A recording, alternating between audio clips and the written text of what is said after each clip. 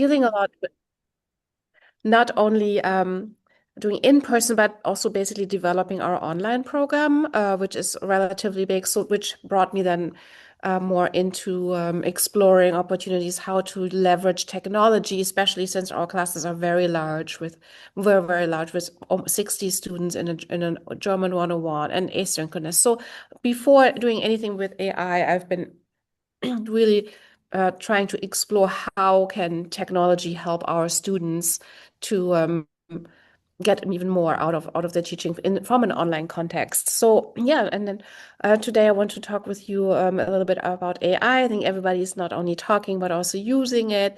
But the topic today is AI can talk.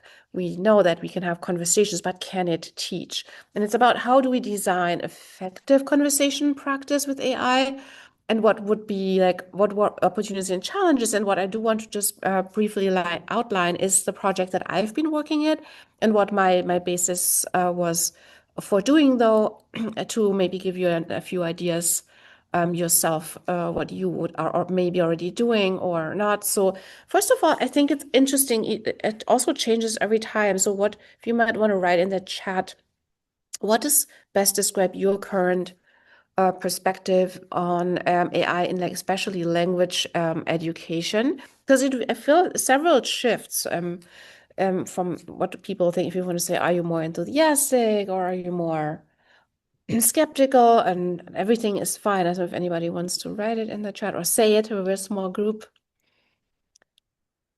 Uh,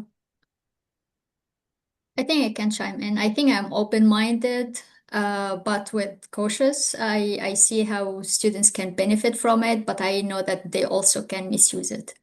Mm-hmm. Open-minded, but cautious. Yeah, I think that's where, especially in the humanities, we have many people more on that. So we've been trying it, we're using it, but we obviously are also aware of the dangers. And so I think it's always good to continue the conversation, because I feel like everything also changes, like almost daily, yeah, weekly, or if not daily.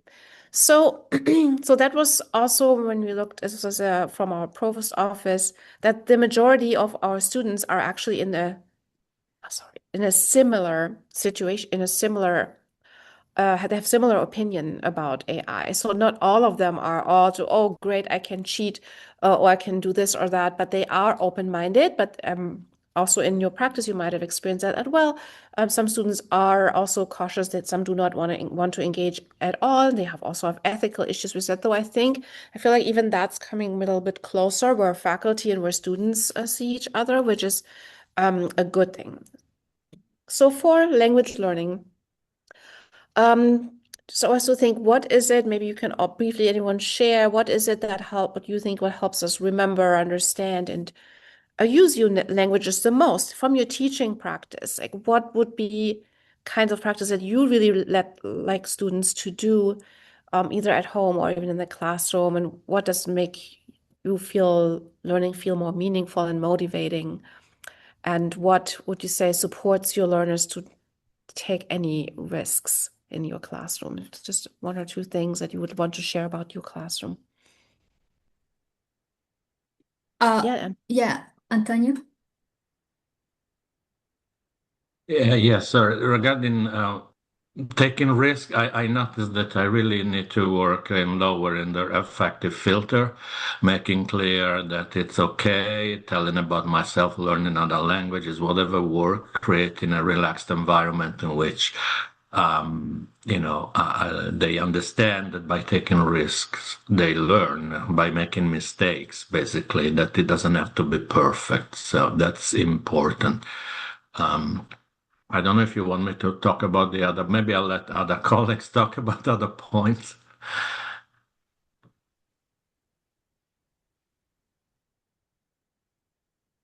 Susanna, did you have another one, Suzanne? Yeah, so I will talk about the advanced courses. So usually for advanced courses, we have low enrollment. So I thought that when I connect the language to the major students are interested in, so our students are majoring in IR and Middle East studies.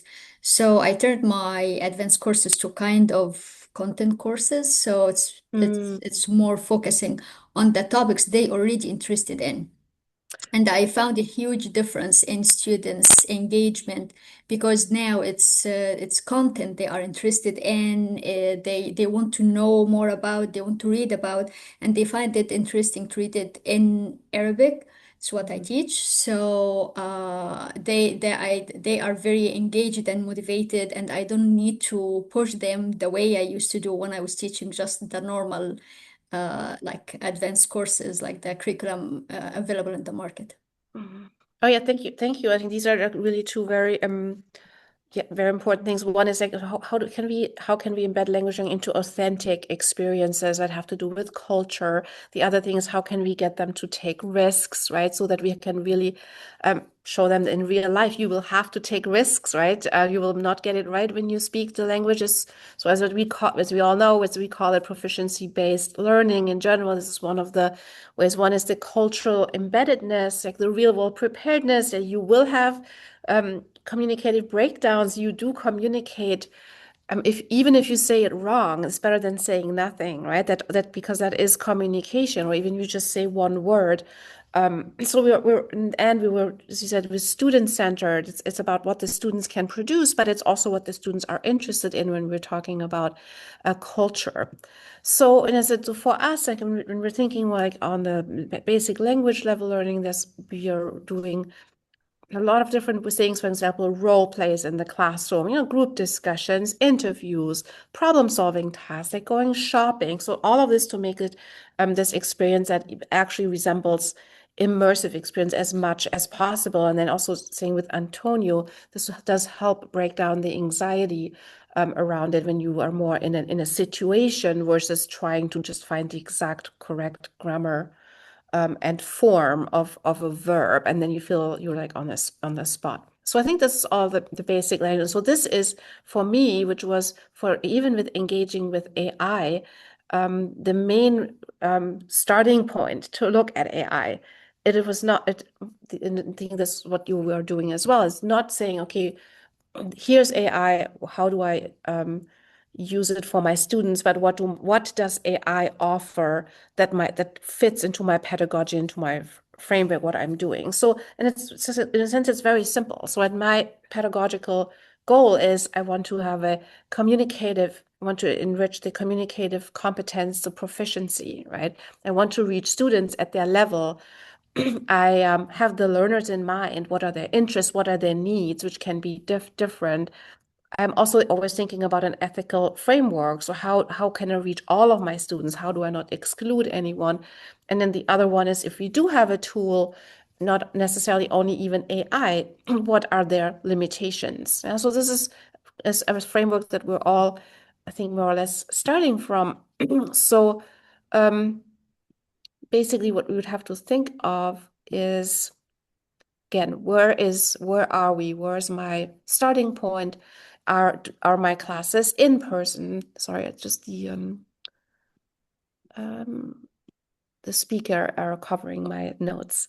What kind of a class do I have? How many hours a week? Is this synchronous, asynchronous, hybrid? How many students? As Suzanne mentioned, she has very small classes, so you teach differently, age, generation.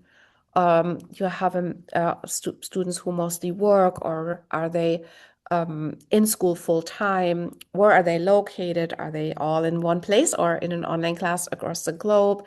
And of course, the cultural backgrounds. The next one is which level am I trying to do something for? So when we're thinking of what any tool we use and any text we use is what proficiency goals are we trying to reach? Are we keeping the content or what we're using level appropriate and comprehensible?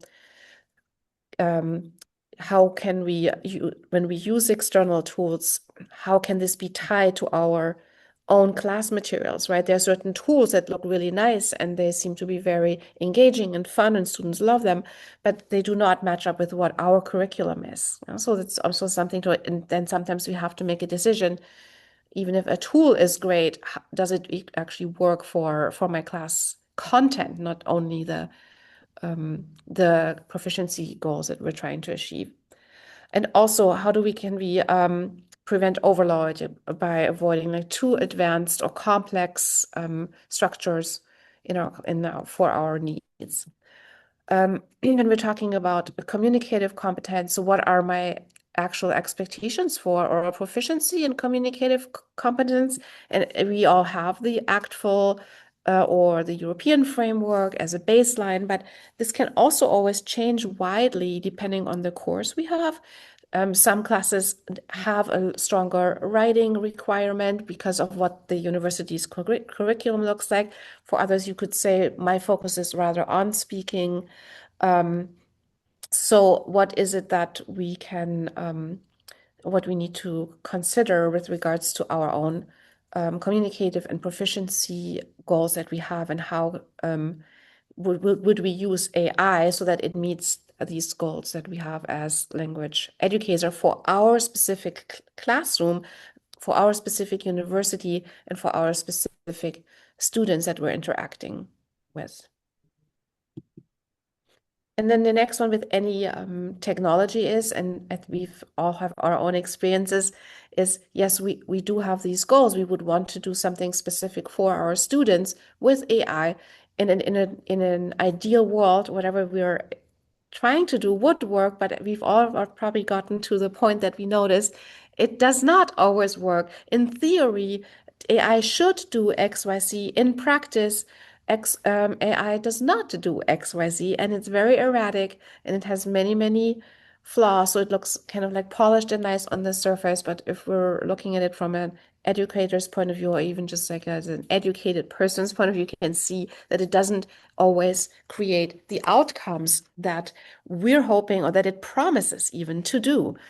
But the question is then, does it mean we are dropping it? We're saying we can't use it at all? Or could there even be a way to still, regardless of the flaws of the technology now, it's also something to remember that whatever the issue could be now might not be the issue only in 2 or 3 weeks, or in a year from now, or in 2 years from now. So would that mean for us to really stop it and say we're done, or really continue working on it? So and then my decision was like to really look at AI from the point of view of a tool that exists, that has certain functionalities and issues at a certain point in time.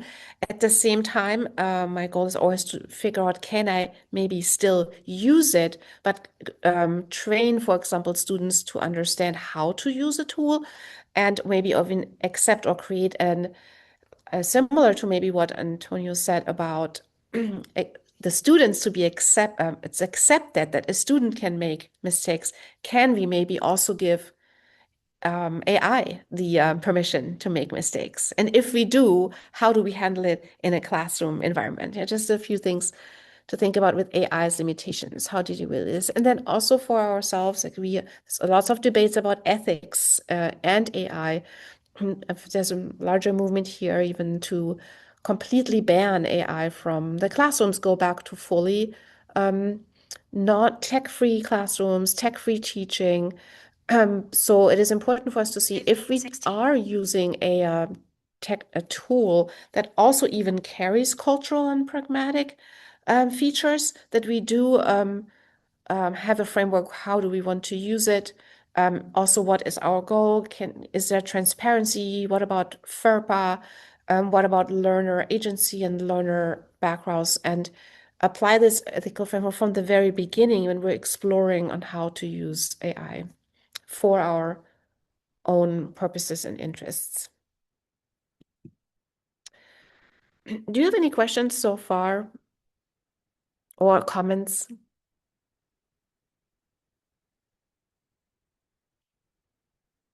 Yes, please, Antonio.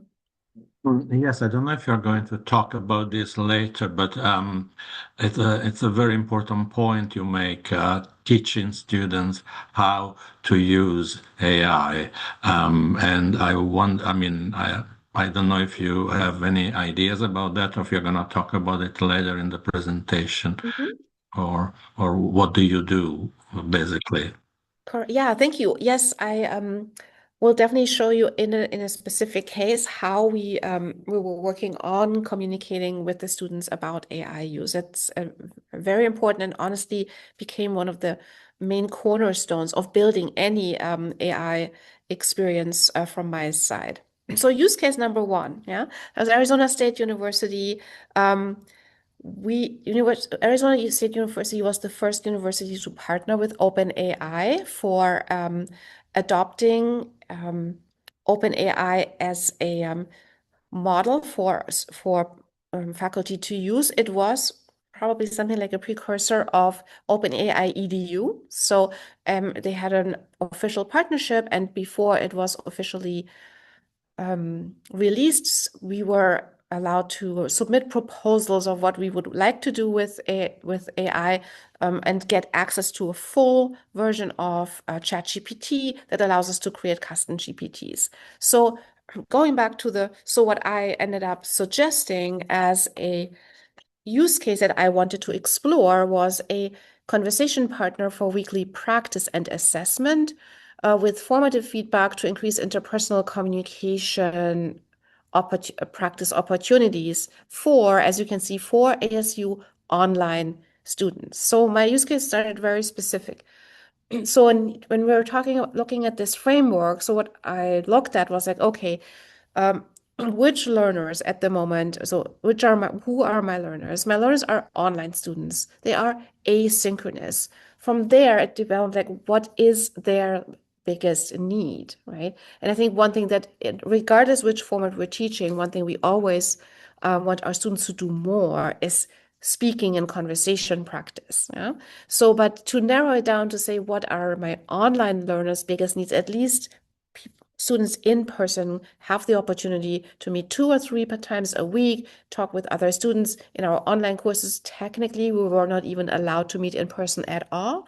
It was supposed to be completely asynchronous. We were doing once a week meetings with faculty members for conversation practice, and they also had to do a peer meeting. But that is not very much time. It's busy twice a week, and the issue is also that students, when they are online, it is hard, what Antonio said, to create this environment where students start to feel safe to speak. It's already hard enough in the classroom. I'm teaching a class right now, an elementary one.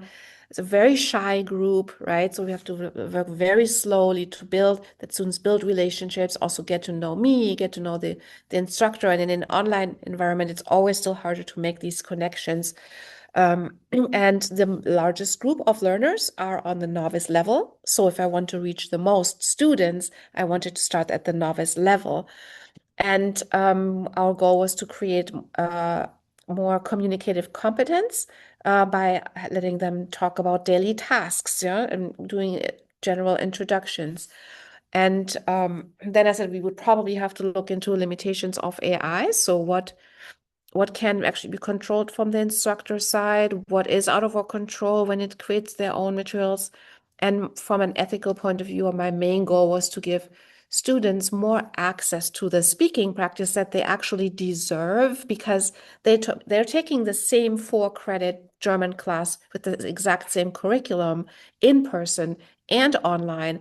And I felt I'm not doing them justice by only allowing them to meet twice a week in peer meeting and instructor meetings over Zoom. So for making a decision where to start and what to even do, I said, this is the one I'm most passionate about for my students in the online environment. It is the speaking practice. Um, Everything else is interesting and fun for me, but this is where I see the biggest need. So starting from the biggest need of your students, that helped me really decide on what to do. As I could also be, oh, can I do a test creator, or how about some syllabus that helps my students go through the syllabus? But this, for me, from a language pedagogy point of view, was the largest need and the largest gap that I would not be able to close myself ever. Yeah, it's out of my control. And no way can I be, or any language instructor be, available 24/7 for students. And the second, too, so that they have additional practice time, And the second thing, what I had mentioned was, Antonio, was the speaking anxiety. I said that I definitely saw as heightened, and I wanted to give students maybe a tool that would help them have more practice and prepare so that they feel like they experience that shock of, people saying something to you and you can't really respond, that they had this experience maybe outside the classroom with a bot, so that when they come to the classroom, we don't have to work, don't have to spend less that much time working through this and can really go into conversations. So as I said, basically as a summary, my challenges were limited availability of speaking partners, be it the instructor or even a peer, with also the different schedules around the world, limited contact hours. Then also one important thing, even if students record themselves, trying to read through or listen through 30, 40 Zoom meetings, right? And trying to see what they talked about in their peer meeting and giving them feedback is a very tiring and daunting task for instructors. So, and it will definitely be delayed and probably more only pinpointed, not consistent, because just of the sheer amount of data that would have been to look through. And also that I said, if you do understand this, you tell students, oh, just do Duolingo, you do get a little bit extra practice. It does not align with our curricula. It's its own separate curricula. It's a nice to have, but it doesn't really, it's nothing measurable for us that we could really rely on.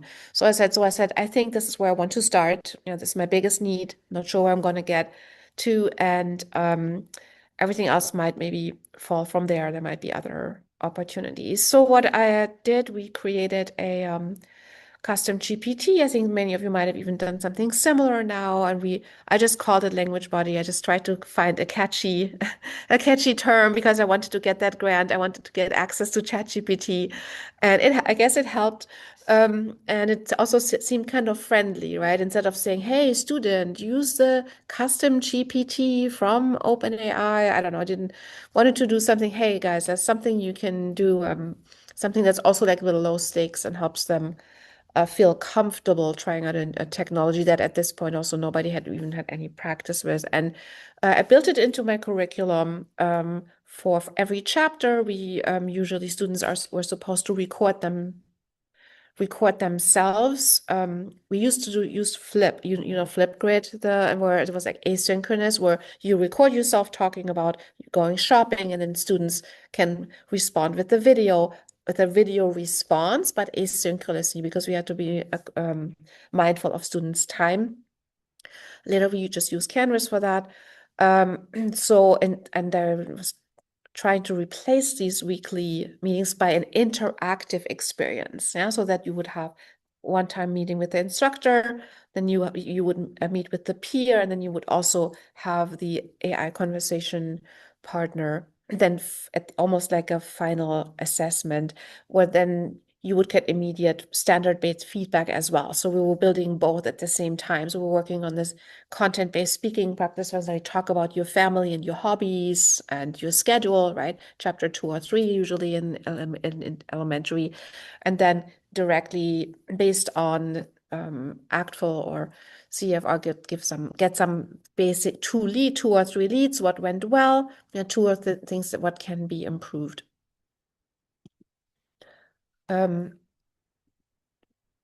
So yeah, there's like a short video where that shows the interaction, but you've probably tried it yourself. I don't know why this didn't work right now.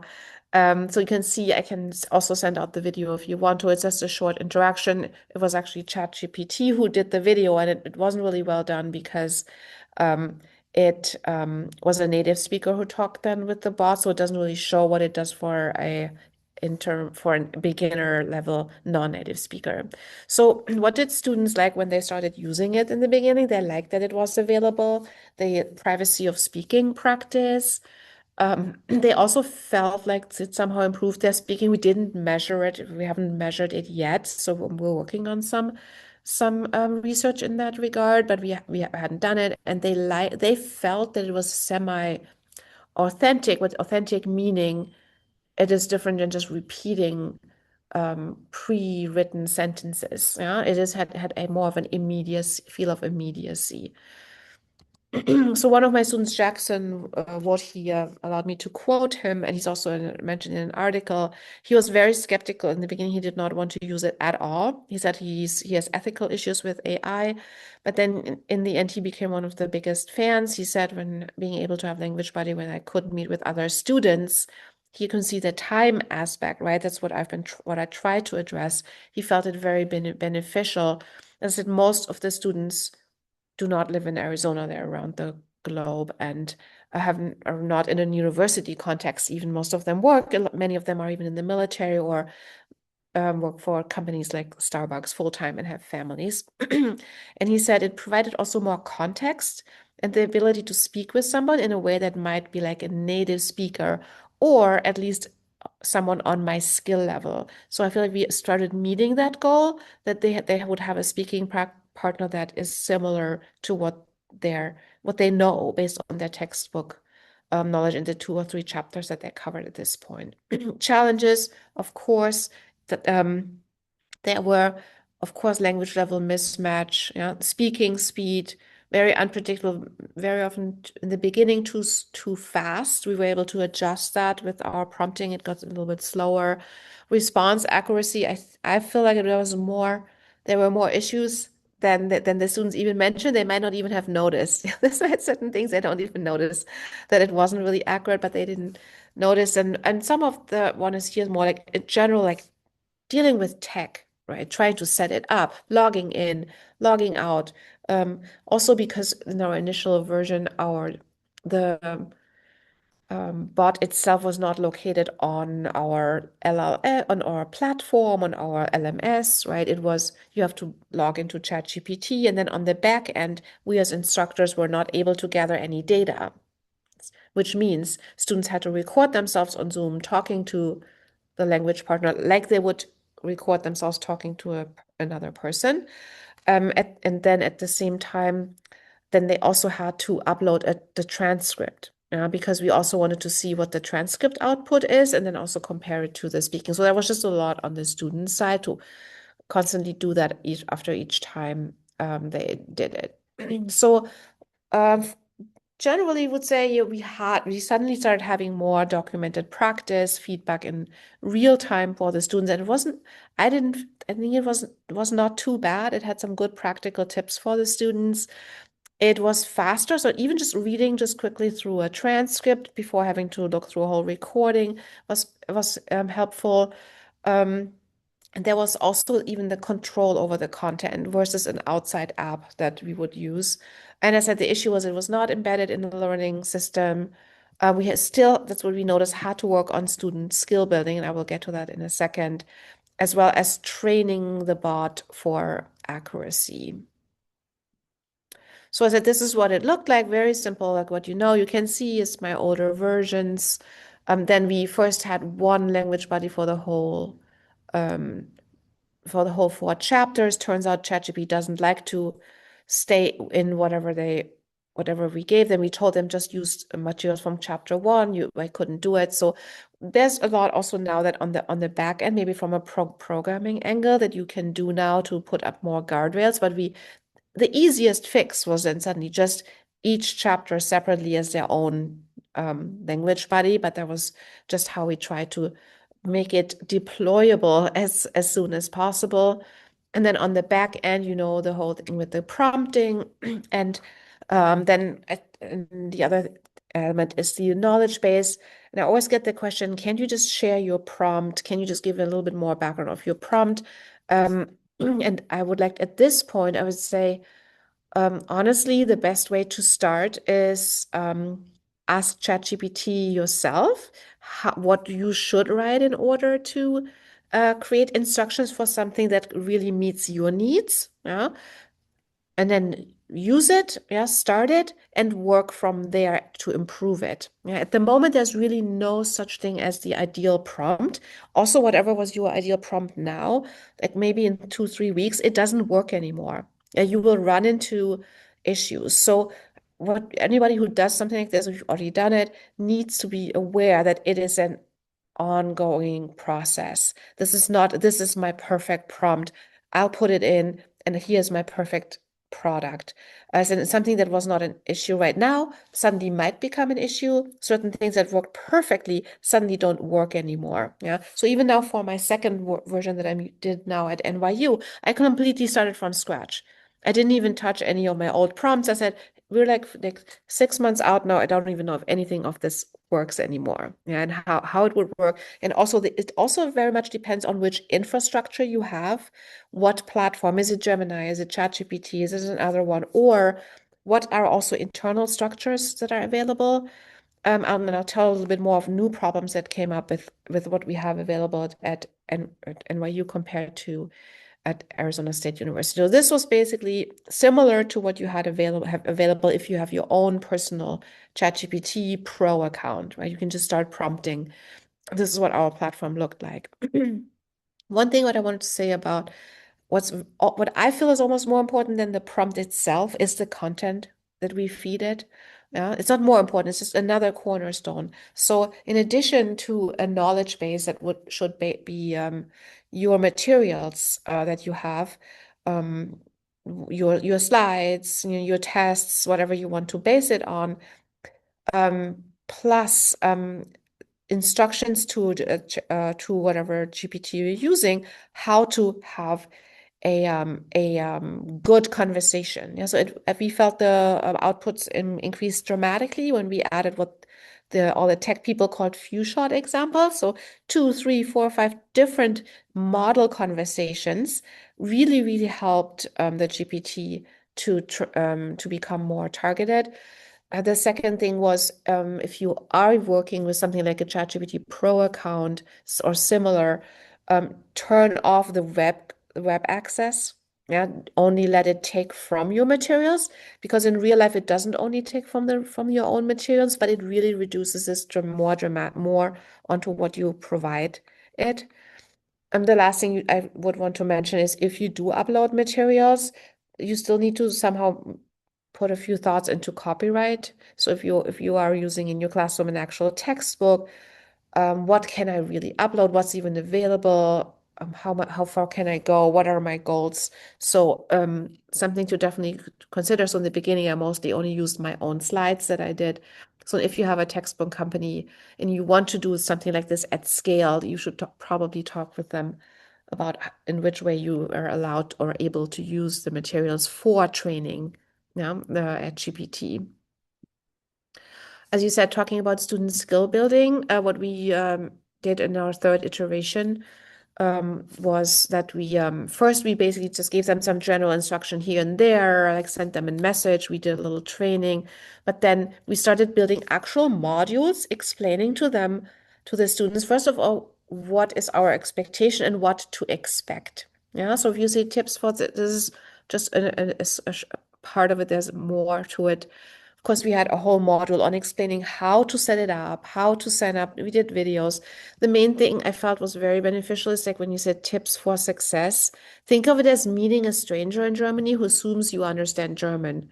Use the opportunity to practice asking for clarification and just adjusting the flow to suit your learning needs. It is not easy, but the more often you practice and the more German you add each week to your register, the easier it will get and more engaging. Yeah.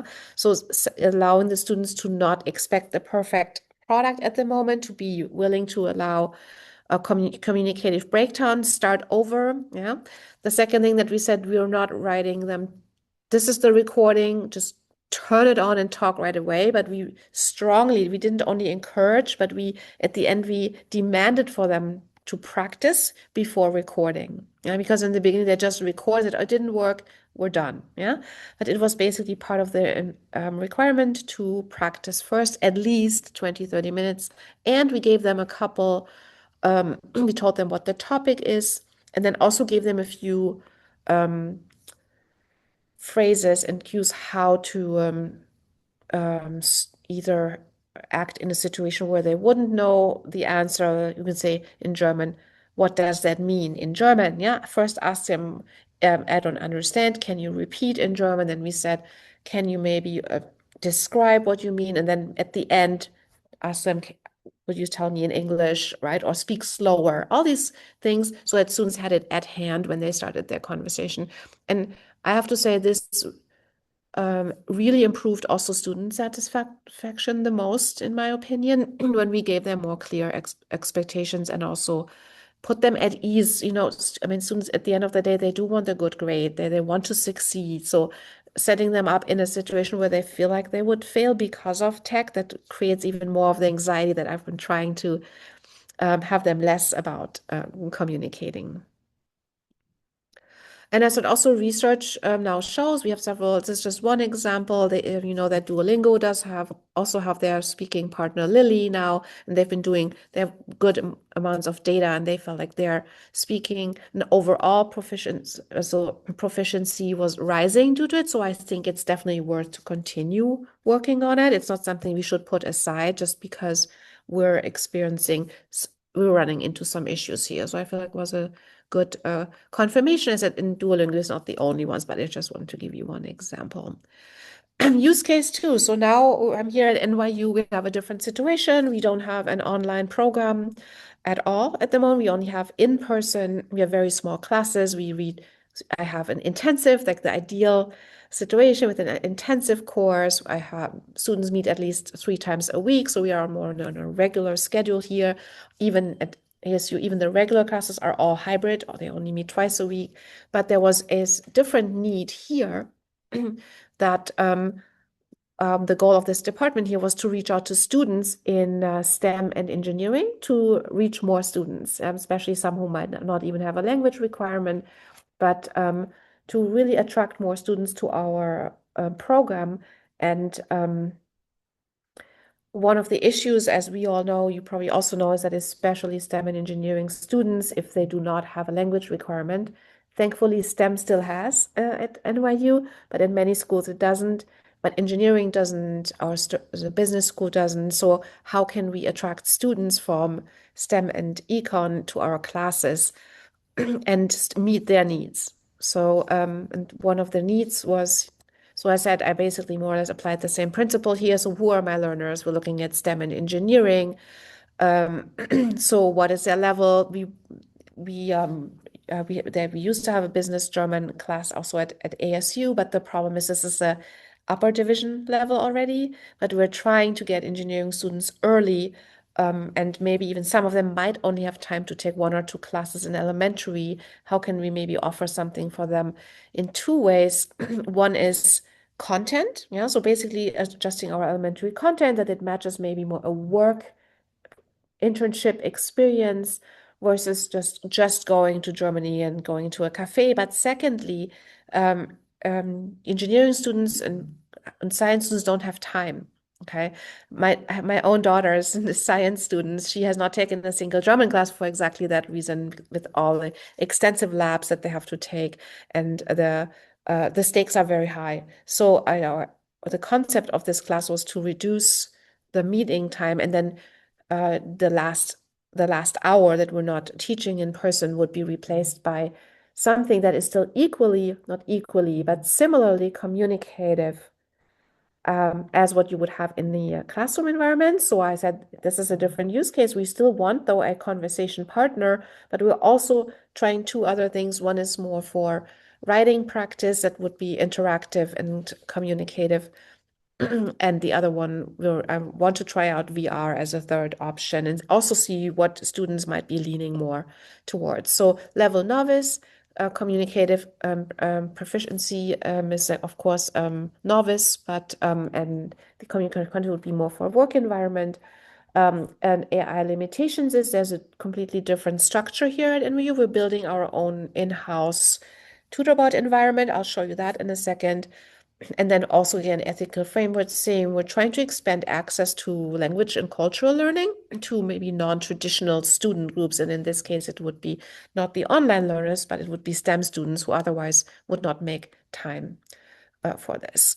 So as I said, we're going this time I'm going a little bit more staggered, also trying to expand my horizon a little bit. So we're building a custom bot based on our teaching materials with tailored topics more like to business and STEM, which would mean when I train the bot in German, you have a difference between formal and informal speech.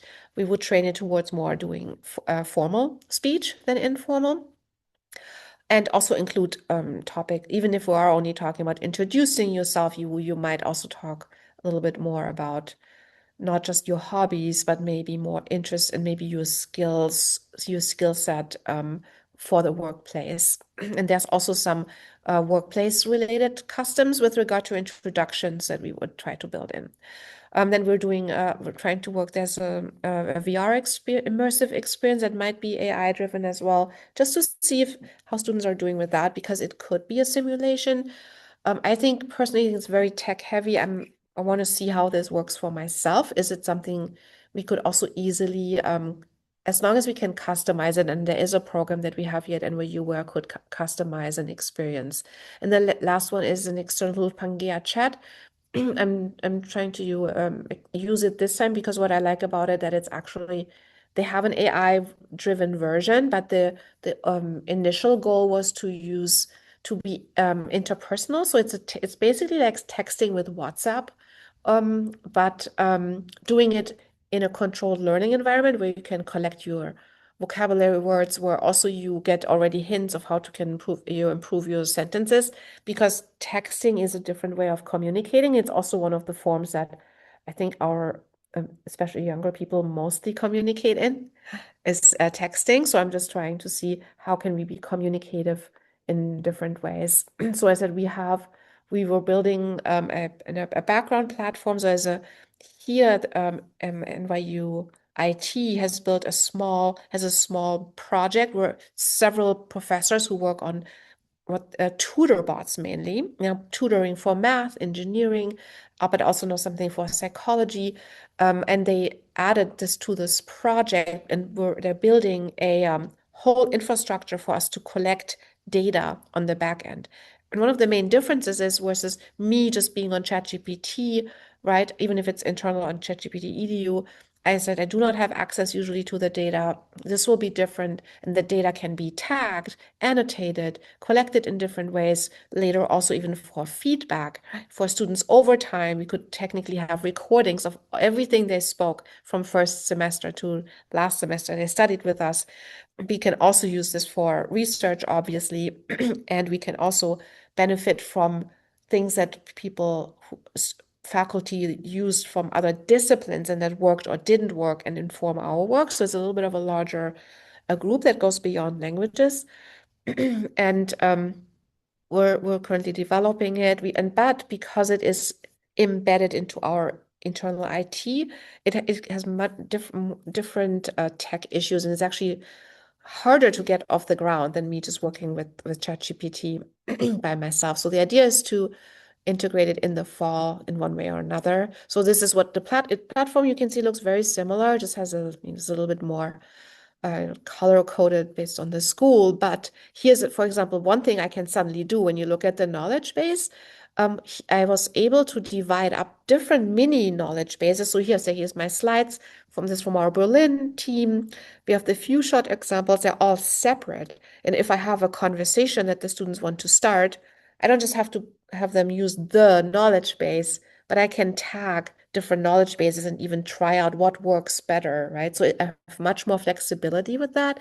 So that's new. But then the speaking, there were many, many issues because we're filtering somehow an LLM from ChatGPT. I'm not a tech person, to our school, from our school into an internal system. So there's many other things I need to remember. So here you can see this like blurred on purpose, but how IT is like building these are our bots. I think the orange, it's German, and then they trying to come up with the whole flow of gathering and then interpreting so that we can interpret the data based on their collection.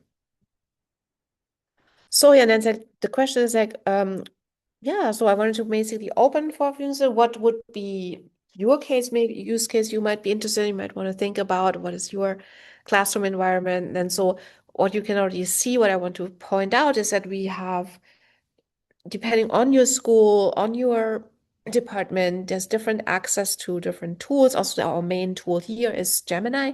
So if I want to use ChatGPT, it's like a whole other process of applying for it.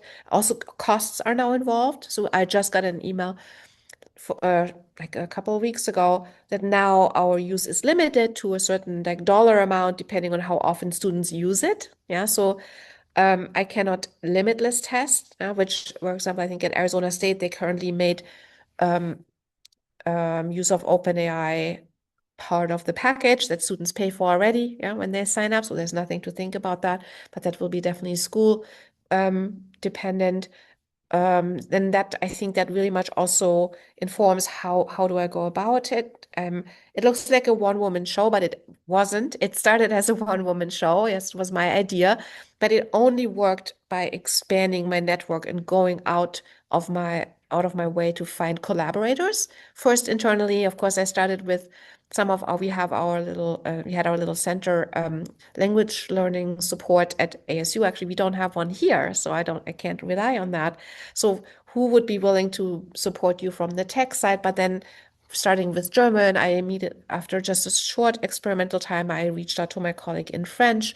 Then we were working on Russian and Chinese as the next option, Spanish. So, and the second thing was also then figuring out alliances like with Ed Plus, the online arm. At NYU, we have a Center for Teaching and Learning. They are extremely supportive. And you just really have to find out who are the people who you can get excited about your project, get to collaborate, or even and also get funding. As at the moment, I have not applied for any grant, external grant, just more internal grants though. Yeah. So there's different, one of them was actually from the department, from the School of Education. Yeah, they had this program. So great. So then we got them on board. So I think it requires a little bit of creativity on to reach out. And I've been reaching out to people that probably normally would have not reached out. I think it was the first time we really collaborated deeply with IT on the online side, versus before I've worked with the online side at ASU more on a surface level, just with the instructional designer, right? So yeah, that's something I think I would want to encourage everyone to see where can they find alliances, and they're out there somewhere.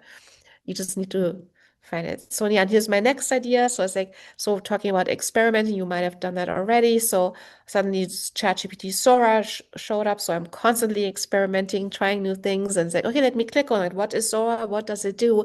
And I feel because I started using the GPT and as I have not a perfect product, but it made me very open to looking what I can really use for my students and not be worried that it goes wrong. I'm just trying it and see what it does, and maybe be willing to take little risks, which is difficult for a German, but it kind of made me do that. And so I said, okay, here's Sora. What does it do? It supposedly creates videos from a picture. So this is my profile picture, which was part from a photo shoot that they did at NYU ASU about the AI initiatives. And then I said, oh, I just want to use it and create a little intro video for myself where I introduce myself to the student, see what it does. So I fed it into the program.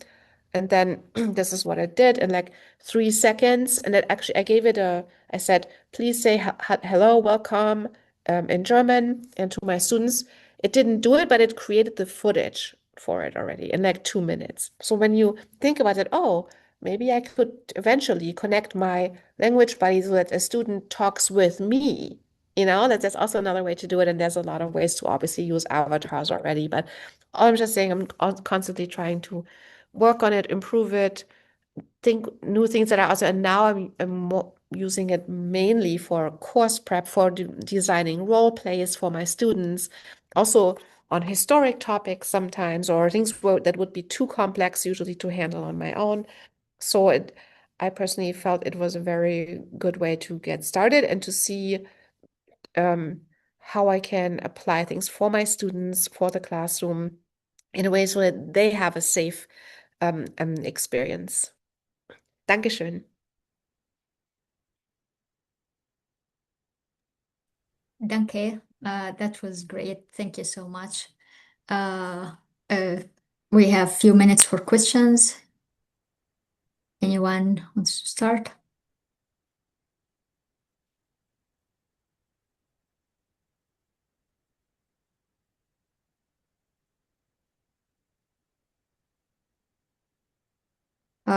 Okay, so I have a question for you. You said in NYU you have created with AI, so you attract STEM students.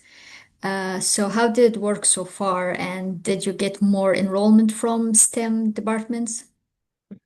So enrollment is just opening up. So we will see over the summer. Okay.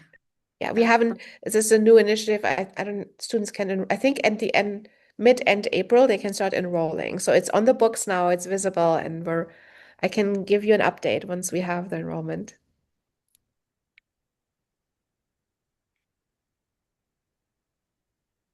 Okay.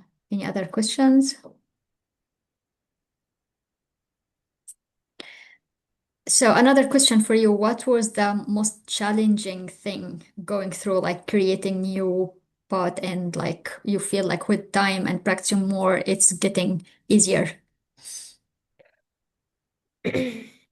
I personally think the most challenging thing is really how time consuming it is. Yeah. So it's really, and it can be frustrating. It doesn't feel like you're ever done. And it's something that you're semi-satisfied with. It's already, we already, even with our curricula and with our syllabi, there's always some things you can improve and do better and change. And this is just basically, it just adds another level, but another level also of complexity. Mm. That also the frustrating thing is that something that worked one day suddenly doesn't work anymore, and it just changed.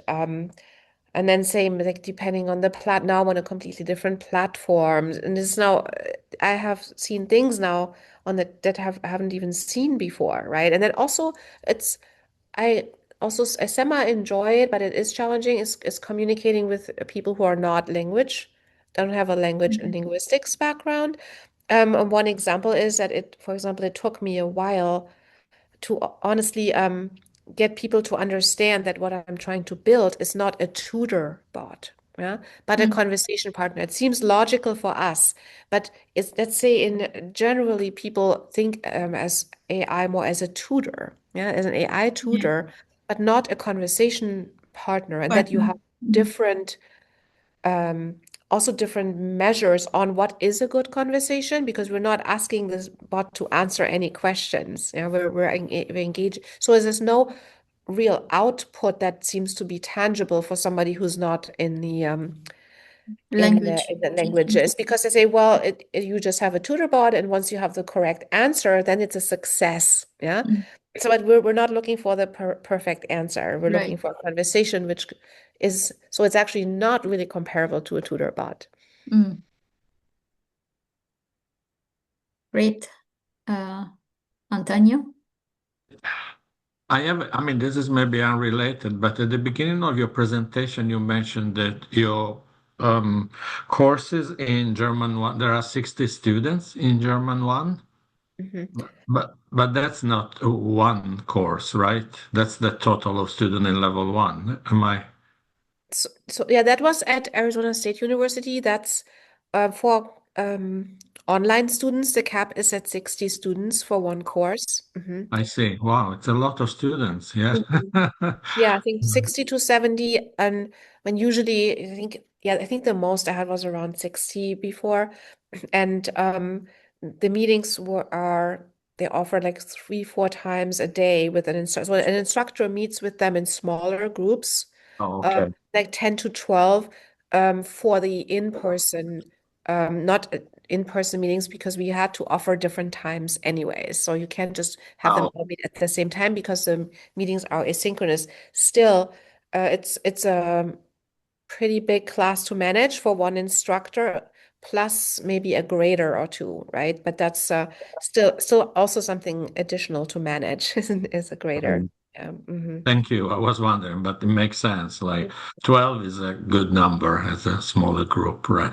hmm Thank you. Very, very engaging and interesting presentation. I'm a little bit behind. I'm trying to learn, but every little bit helps. Yeah, of course. Um, and it's the main thing that I got from your presentation is that it is constantly changing. Mhm. Because I thought, okay, I'm gonna learn once and for all, but it doesn't sound like that it's gonna really work because it's gonna change very soon. But it's a good thing to know.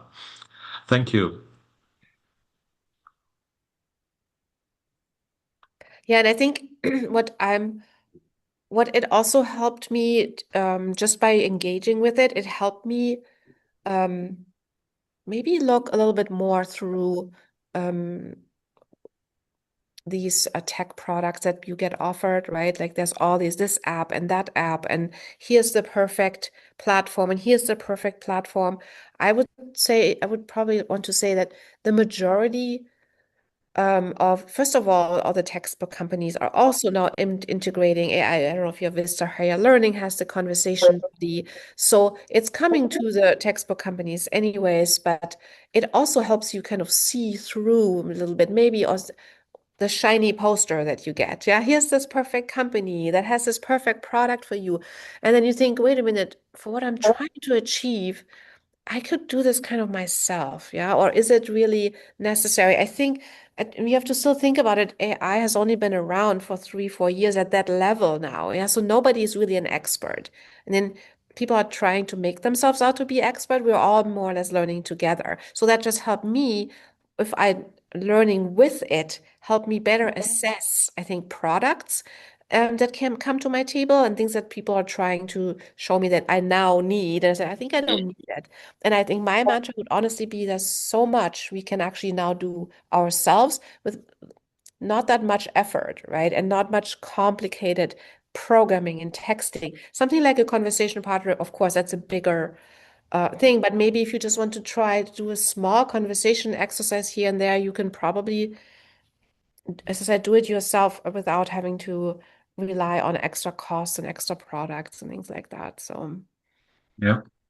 I think that was probably the most beneficial for me that I feel I can, it helps me assess not only my students' needs, but also my own needs and figure out what do I have, what do I need to focus on. And my personal um, takeaway is that I mostly do not need outside companies. Yeah, I can mostly survive with a Gemini or a ChatGPT and get already a lot done.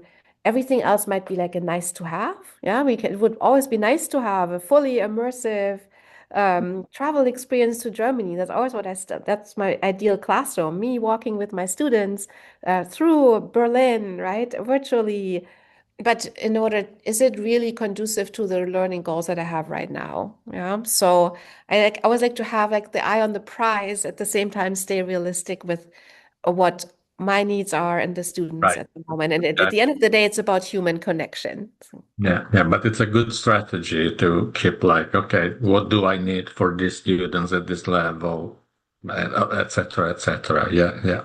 Thank you again. Thank you so much. I appreciate. I think we can finish now. yeah. Yeah. Okay. Yeah, Thank you. thank you for your time, and I'd be glad to Sure. stay in touch if anybody has follow-up questions or wants to check in once in a while or has questions about their own projects. Yeah, really feel free to reach out. I love to collaborate. I love to see what others are doing, and think we can only benefit from even like something today. I really appreciated your questions and comments as well. Thank you Thank so you. much. Have a Thank nice you. weekend. Thank you, you Bye too. bye. Thank you. Bye.